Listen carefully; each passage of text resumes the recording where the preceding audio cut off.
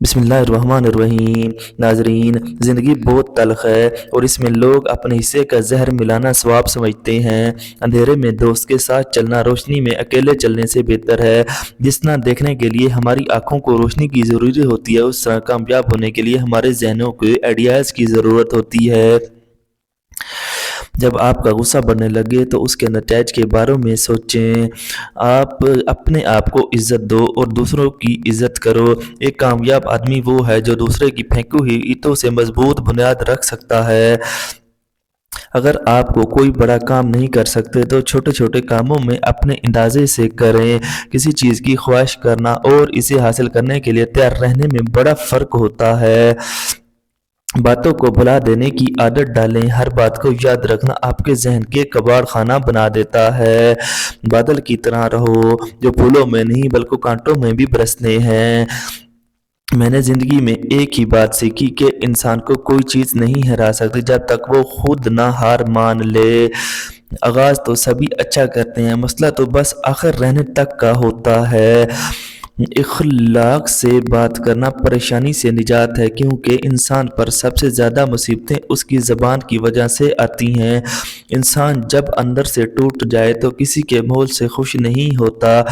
آس پاس بہت سے محبت احساس کرنے والے لوگ بھی ہوتے ہیں۔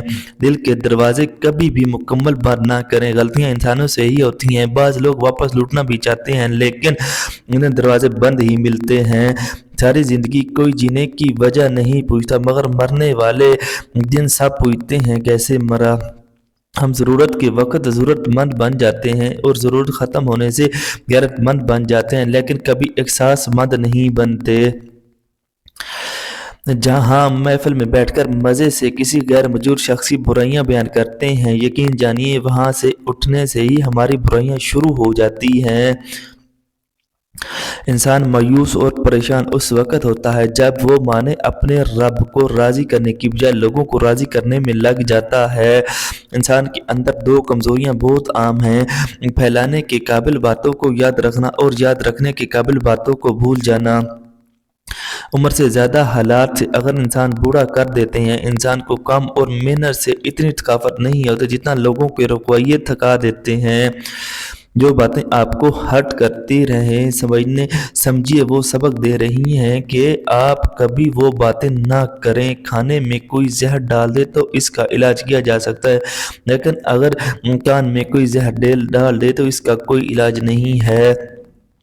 دنیا کا سب سے اچھا تحفہ وقت ہوتا ہے، اور اگر کوئی آپ کو وقت دیتا ہے تو آپ کو زندگی کا وہ پھل دیتا ہے جو آپ کبھی نہیں لوٹا سکتے۔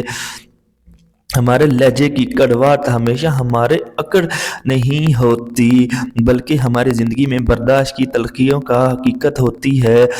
تا عمر ایک ہی سبق یاد رکھیں: رشتے اور عبادت میں نیت صاف رکھیں۔ روز کے وقت اوقات میں رہنا چاہیے، کیونکہ زوال پوچھ کر نہیں آتا۔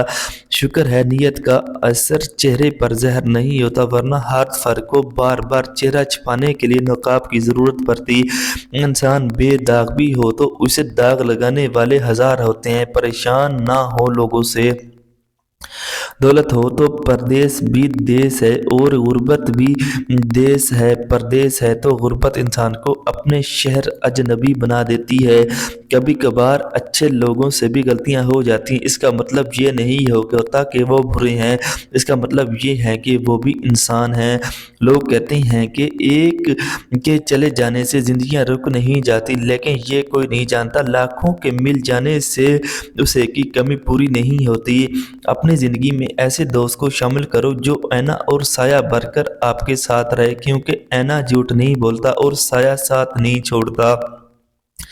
سچائی کے راستے پر چلنے سے اگر اکیلے رہنے جاؤ تو مایوس مت ہو جانا، کیونکہ اکیلا سورج ہی اندھیرے کو روشنی میں بدلتا ہے۔